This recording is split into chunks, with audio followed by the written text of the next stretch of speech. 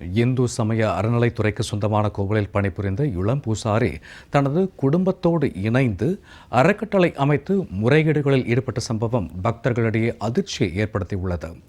அறக்கட்டளை மூலம் சம்பாதித்த தொகையை கொண்டு கர்நாடக மாநிலம் ஷிமோகாவில் 5 ஏக்கரில் பாக்கு தோட்டம் வாங்கியது விசாரணையில் அம்பலமாகியுள்ளது. பூசாரியின் அடுக்கடுக்கான முறைகேடுகள் குறித்து விவரிக்கிறது இந்த செய்தி தொகுப்பு.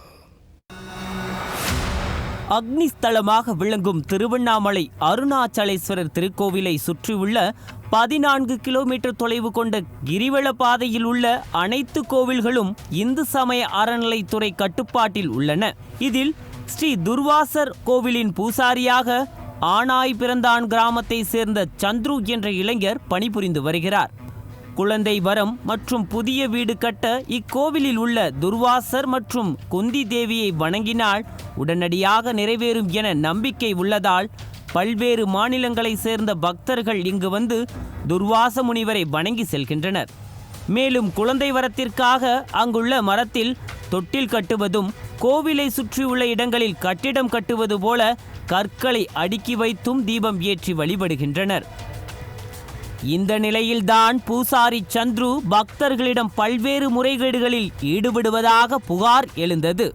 விசாரணை மேற்கொள்ள வந்த அதிகாரிகளுக்கு அடுத்தடுத்த அதிர்ச்சி காத்திருந்தது. துர்வாசர் மகரிஷி பெயரை பயன்படுத்தி அன்னதானம் செய்வதாக கூறி அறக்கட்டளை பெயர் பலகை இருந்தது.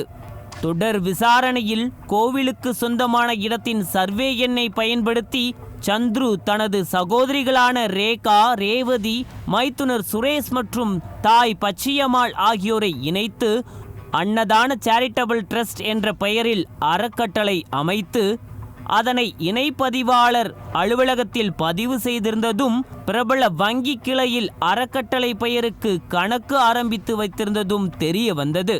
அதோடு கோவிலுக்கு வரும் பக்தர்களிடம் பல்வேறு நேர்த்திக்கடன்களை நிவர்த்தி செய்வதாக கூறி பல லட்சம் சம்பாதித்து கர்நாடகா மாநிலம் ஷிமோகாவில் 5 ஏக்கரில் பாக்கு தோட்டம் வாங்கி உள்ளதும் கண்டுபிடிக்கப்பட்டது. இதனை அடுத்து அறநிலைத்துறை அதிகாரிகள் பூசாரி சந்துருவை பணி நீக்கம் செய்ததுடன் அவர் மீது போலீசில் புகார் அளித்தனர்.